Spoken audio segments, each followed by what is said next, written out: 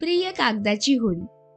तुझ्या माझ्या शेवटच्या भेटीला किती वर्ष झाली ते आता आठवत नाही. लहानपणी हस्तकलेच्या वर्गात आपली पहिली भेट झाली असावी. सुरुवातीला तुला तयार करताना चुका झाल्याही असतील, पण त्यावेळच्या भुरकट आठवणींमध्ये एक गोष्ट स्पष्ट आठवते.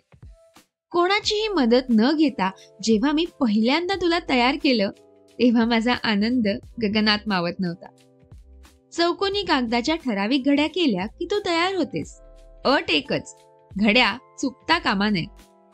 पुलं म्हणतात की पहिला पाऊस आणि इंद्रधनुष्य पाहण्याची उत्सुकता कधी संपू नये. तसंच मला वाटतं की बाहेर पाऊस पडू लागल्यावर कागदाची होडी करून ती पाण्यात सोडण्याचा उत्साह कधीच मावळू नये. ती उत्सुकता, तो उत्साह जिवंत आहे. म्हणजेच आपल्यातलं लहान मूल अजूनही त्याचा निरागसपणा टिकवून आहे. जबाबदारीच्या ओझ्याखाली वाकलेल्या प्रौढ माणसात ते लहान मूल अजूनही एक कोपरा धरून शांत बसलं आहे. त्याला आता पूर्वीसारखं स्वच्छंदपणे बागडता येत नाही. हट्ट करण्याचं त्याचं वय कधीच निघून गेले. आता तो हट्ट करणारा राहिला नसून ते पुरवणारा झाला आहे.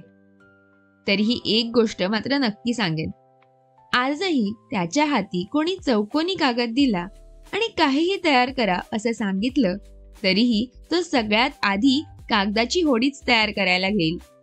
काळाच्या ओघात तो कदाचित तुझी एखादी घडी विसरला असेल. तो क्षणभर थांबेल, पण तू स्वतःहून त्याला पुढच्या घडीची आठवण करून देशील ह्याची मला खात्री आहे. शेवटी तुलाही एवढ्या कालावधीनंतर त्याला भेटण्याची ओढ लागली असेलच ना. तू आकार घेशील आणि एवढी वर्ष त्याच्या आत शांत बसलेलं ते लहान मूल आनंदाने हसू लागेल. मग त्याने तयार केलेली ती कागदाची होडी पाण्यात सोडण्याचा मोह त्याला होईल.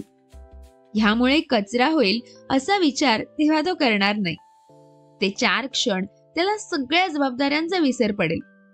तो घराबाहेर पडेल आणि हलकेच तुला वाहत्या पाण्यात सोडेल. त्यावेळी तू सुद्धा त्याला आनंदाने निरोप दे. तो काही आयुष्यभर तुला भेटत राहू शकणार नाही, पण त्या 4 क्षणांपुरतं का होईना त्याला त्याचं बालपण परत दे.